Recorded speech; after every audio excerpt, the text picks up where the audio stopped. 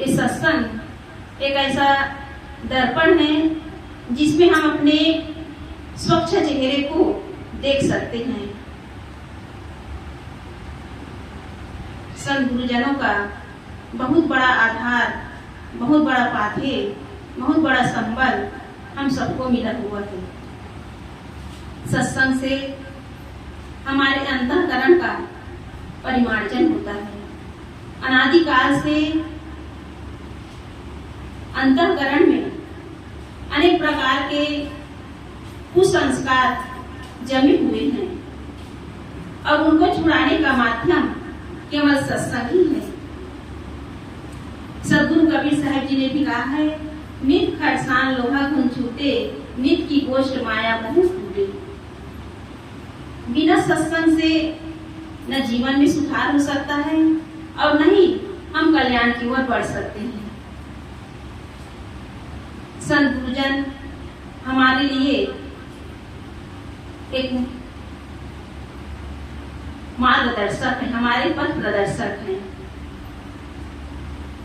इसलिए यदि हम अपने जीवन में आध्यात्मिक क्षेत्र में, व्यवहारिक क्षेत्र में यदि हम आगे बढ़ना चाहते हैं तो उसके लिए सत्संग बहुत ही आवश्यक है।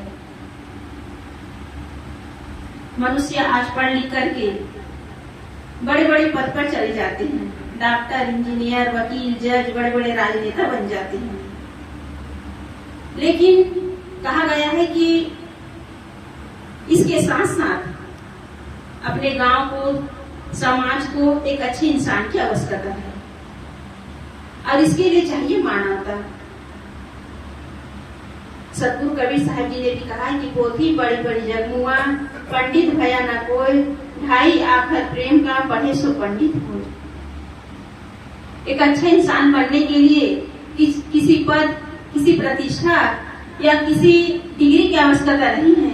उसके लिए आवश्यक है प्रेम को पढ़ना, अर्थात प्रेम पूर्ण सबके साथ व्यवहार करना। जहाँ प्रेम है वही स्वर्ग है। परम पूज्य गुरुदेव जी का महान सूत्र है, प्रेम में स्वर्ग है और अनासक्ति में मोक्ष है। आज घर परिवार में कलह क्यों होता है? आपस में एक दूसरे के बीच कटुता की दीवार खड़ी क्यों हो रही है? स्वार्थ और अहंकार के कारण। जहाँ स्वार्थ और अहंकार होता है वहाँ प्रेम घटता चला जाता है। एक दूसरे के प्रति आदर सम्मान की भावना, एक दूसरे के प्रति सेवा और सहानुभूति की भावना घटती चली जाती है। इसी स्वार्थ और अहंकार के कारण इतना बड़ा महाभारत युद्ध हुआ। हमें यह सुंदर मानव जीवन मिला हुआ है। हम अपने घर परिवार में एक ऐसा वातावरण, एक ऐसा माहौल बनाएं कि घर में किसी भी प्रकार की कलह न हो। किसके लिए लड़े? धन छूटेगा, पद छूटेगा, जमीन जायदाद, हर चीज छूटेगी। इसी के लिए लड़ाई लड़ते हैं और परिणाम में क्या मिलता है? हमारा संस्कार बिगड़ता है, हमारा व्यवहार बिगड़ता है और घर का माहौल तो बिगड़ता ही चला जाता है। बच्चों को गलत संस्कार मिलता है।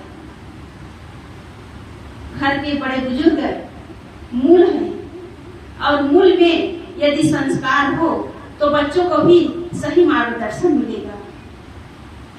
इसलिए मुख्य बात है कि हम सुधरे। शुरुआत हम अपने से ही करें। हम कहते हैं कि युग सुधरेगा, हम बदलेंगे, युग बदलेगा। केवल नारा बस लगा रहे हैं। वो जीवन में चरितार्थ होगा तभी घर परिवार में सुधार होगा। नारा लगाने के लिए नहीं है, उसे जीवन में चरितार्थ करने के लिए है। आज मनुष्य हर क्षेत्र में आगे बढ़ रहे हैं, लेकिन व्यवहार के क्षेत्र में अपने अंदर एक ऐसी स्वार्थ बुद्धि पाले हुए हैं जिसके कारण आज बड़े बुजुर्गों को सम्मान नहीं मिल रहा है। आप सब जानते ही हैं कि बड़े बड़े शहरों में वृद्धाश्रम बढ़ रहे हैं। किस कारण? अपने माता पिता को हम सम्मान नहीं दे पा रहे हैं।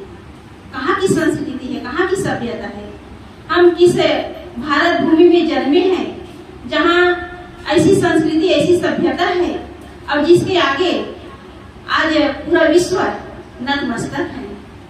और उस पावन भूमि में सभ्यता को, अपने मर्यादा को यदि खो दिए तो हमसे तो बेहतर पशु हैं, हमसे बेहतर पशु हैं। उनके अंदर विवेक और विचार नहीं है, लेकिन मनुष्य के अंदर विवेक और विचार है। विवेक और विचार होते हुए भी यदि जीवन में सुधार नहीं, जीवन में एक दूसरे के प्रति सेवा और सहयोग की भावना नहीं, तो हमारा मानव जीवन पाना व्यर्थ है। कार्ल मार्क्स के जीवन की घटना है।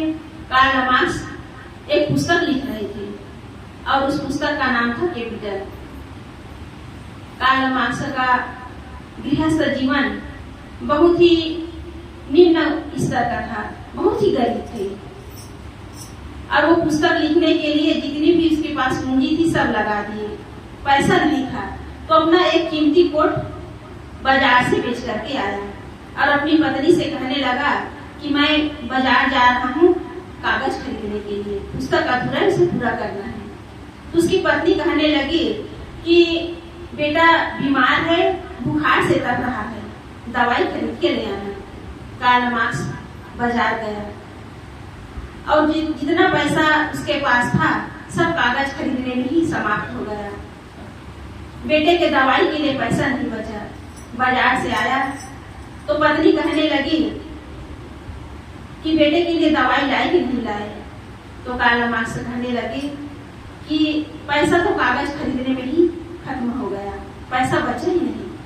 तो उसकी पत्नी कहने लगी कैसे निर्दयी पिता हूँ, बेटा बुखार से तप रहा है और तुम्हें पुस्तक की पड़ी है, बेटे के लिए दवाई भी नहीं लाए। तो कार्ल मार्क्स ने कहा कि जो मैं पुस्तक लिख रहा हूँ यदि वो अधूरा हो गया तो मेरा सपना अधूरा हो जाएगा, और यदि वो पुस्तक पूरा हो गया